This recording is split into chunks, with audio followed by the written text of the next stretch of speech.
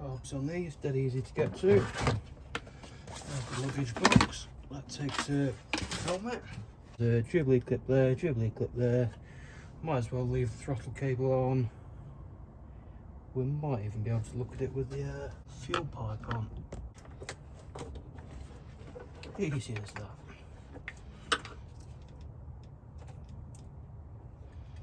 There's 2 plugs on these. Might be worth taking this out. I think that's a little heater cord. This is an auto choke. It's the first 30 seconds or so of it running.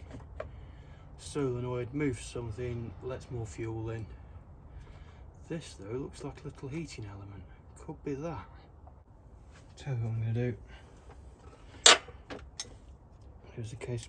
Oh, yeah, but it's got an accelerator pump. Let's get the throttle cable off.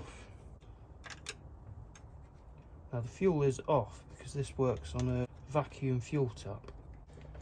There we go.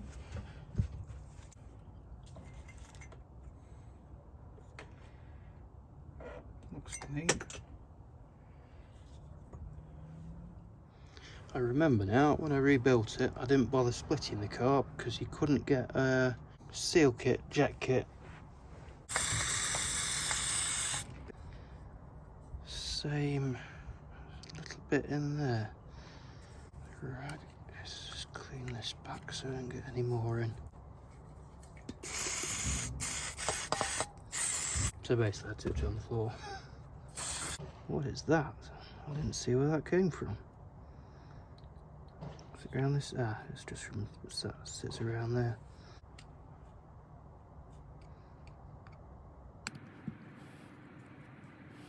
This is the main jet. I can see daylight through that, but I'm just going to give it a squirt anyway.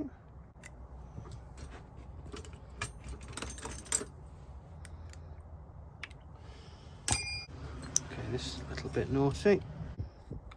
I've been watching a lot of Vice Grip Garage lately. Only very softly, because obviously it's brass, you could quite easily crush that.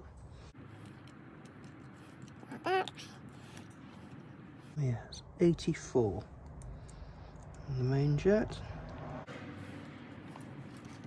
Ever so slightly.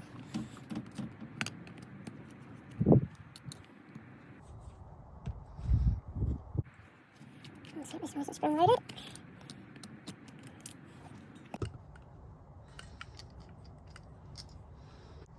Can't see much daylight through that though.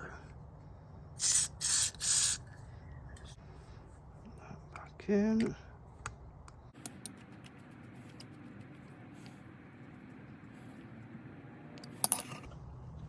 Not a lot more I can do. So I've cleaned what I can. The only other thing is the mixture screw for idle. So I'm going to count the turns back in.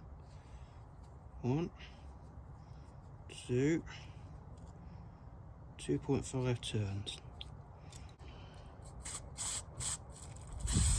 Be hard to see, but I squirted it down the mixture screw there and it's spat a load of grubby grit out the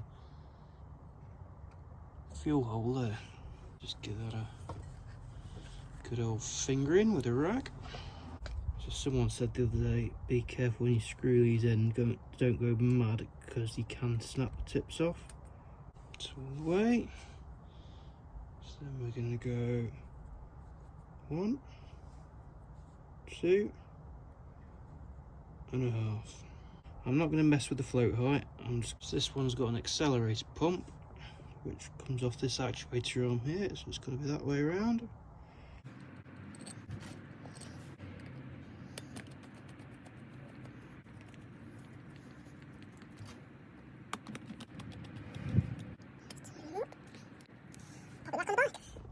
Actually, the only other thing I was going to look at was this, well, it came undone quite easily. What I suspect to be carb heater. Looks fairly clean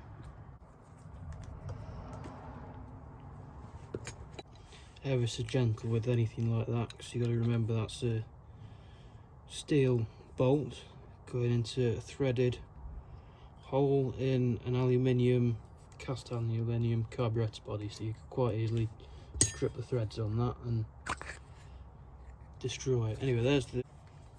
Let's have a quick look at that then.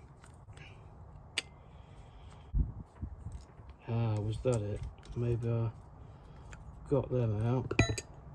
No, some movement. Can't remember why I didn't. Oh.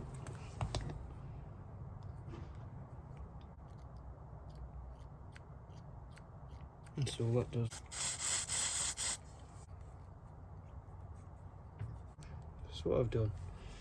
What have I done? I've cleaned the main jet, cleaned the pilot jet, cleaned the mixture screw, and cleaned this choke, whatever it does. Those two are two separate plugs, so you can connect them together here, but on the loom of the bike you can't get them the wrong way around, basically. Now then, because this like I said, it's got a vacuum fuel tap, get it to just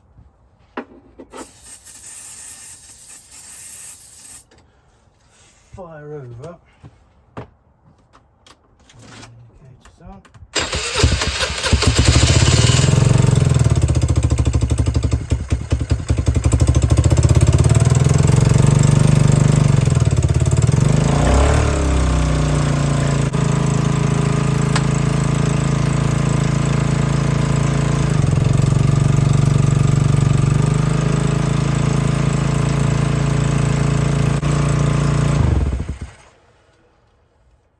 Yeah, all good. The auto choke's coming on because it's up to the revs, and that's why the clutch is engaging and the back wheel's spinning. If it was just ticking over with no choke, it'd tick over a lot lower and the back wheel wouldn't spin up. So just looked at the time, actually I think I'm going to leave it today and not go for a ride. It's getting towards like 5 o'clock and traffic's going to be busy, so I don't want it to conk out and end up having to push it back. One thing to look out for if you're looking for one of these Vespas is look for rot there and underneath, because they rot like anything.